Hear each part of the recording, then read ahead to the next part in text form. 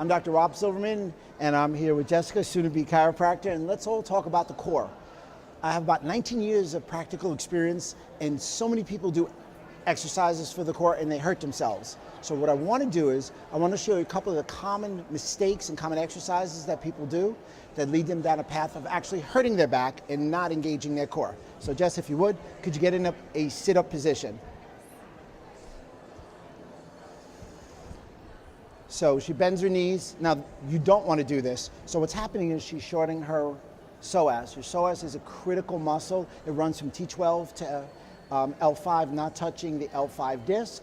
It's also the only muscle that goes from your lumbar through your pelvis, sacrum, that inserts on an extremity. The problem with it is when you shorten it, it actually provides pressure to your lumbar spine, and in addition, it puts you in what we call anterior pelvic tilt, all really deleterious to overall back health. And one of the biggest problems, if you don't mind performing a sit-up for me, come up. I know she didn't really want to. Stay right there. She's rounding and bending, we'll let you go down, at her lumbar spine.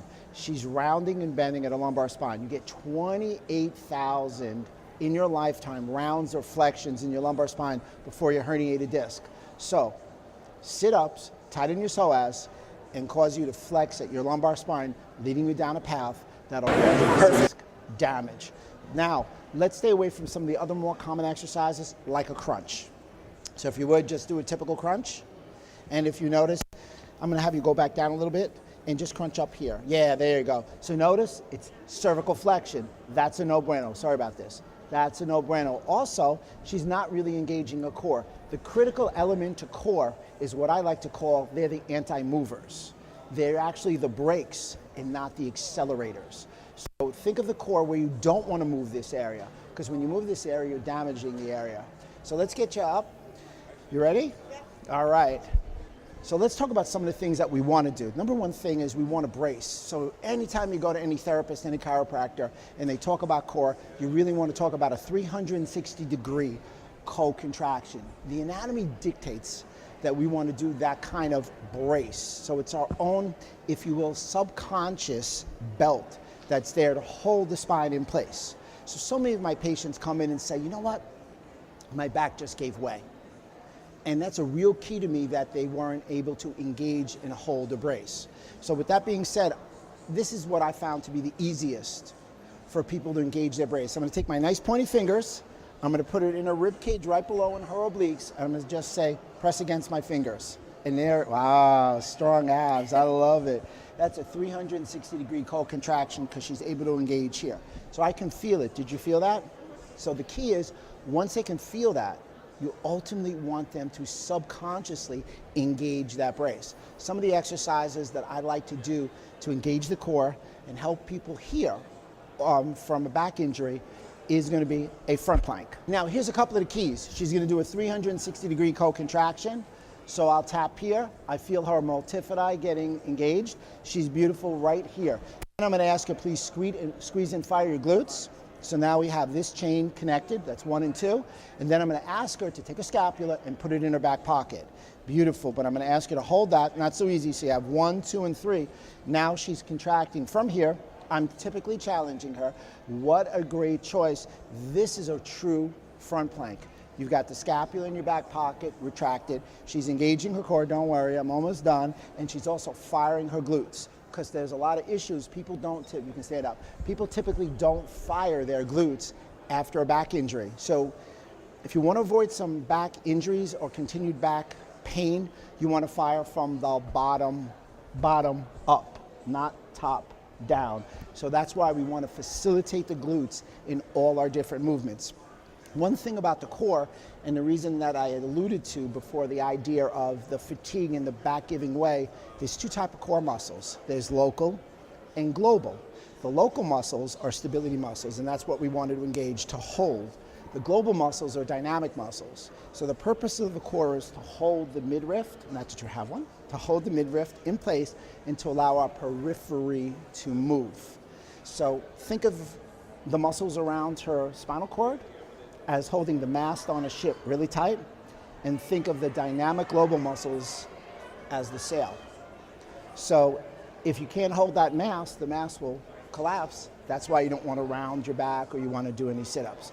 With that being said, let's go to exercise that I love, number 2, which is called the bird dog. Young lady, if you will. So she's in a 4-point stance. I'm standing right over here, and I'm going to ask her to start by just raising her right arm forward. Perfect. So we'll keep her arm in this position, straighten that, and that's a good way to practice. Put that down. Opposite arm, opposite leg. So I'm just going to ask her to take her left leg back now. Kick your left leg back. I'm actually going to make a subtle change in the dorsiflexion just for her.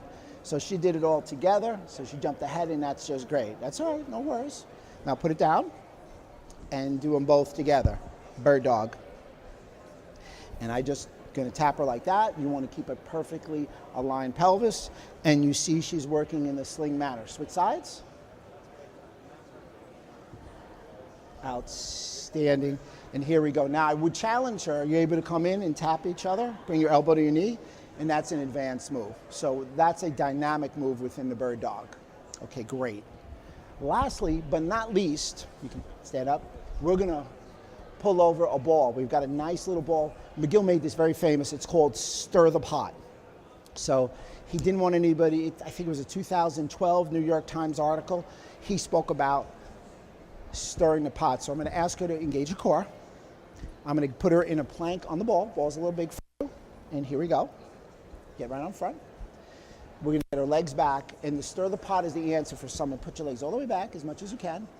Right, I'm just going to tap you down, and now stir it. It's a real challenge. Ball's a little big for her, so next time we'll get a smaller ball for her, and she's going to turn it around, and now she's going to come this way.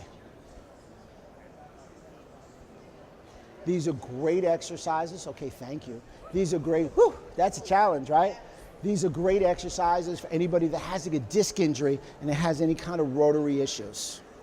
So stir the pot is something I don't see enough of, but I really recommend everybody do it. And last, after doing core exercise, I want you to do something what we call proprioception. Proprioception is your balance in space or your awareness of where you are, but it's your balance between your nervous system and your muscular system. So let's put those two together. Let's get some stability pads here, and these are pretty advanced. And typically we would small the foot. So smalling the foot, she's going to elevate her arch or short the foot, put her toes down if this is her foot, and get her heel down because we want more mechanoreceptor feeds. Mechanoreceptors are afferent, speaking to your brain. I'm going to let her keep her shoes on for the camera. I'm going to have you stand up. Right there, terrific. So she's going to engage her core, put her arms down, retract her head. Just, ooh, double chin, I love it. Smile for the camera. When you run for president, they're going to talk about this. So she's holding, and she's on an unstable surface, stimulating the proprioception, or if you will, the match in space between her nervous system and her muscular system. This should take you 5 to 7 minutes. This is great at home. This is great in any doctor's office. And without question, after a lower back pain, your brain will shut off all your intrinsic muscles, and you have to do this. So if you're suffering from back pain and chronic back pain, or consistently injuring your back, start thinking about your core. And remember, ergonomics matters, core matters. Dr. Rob, always yours in health.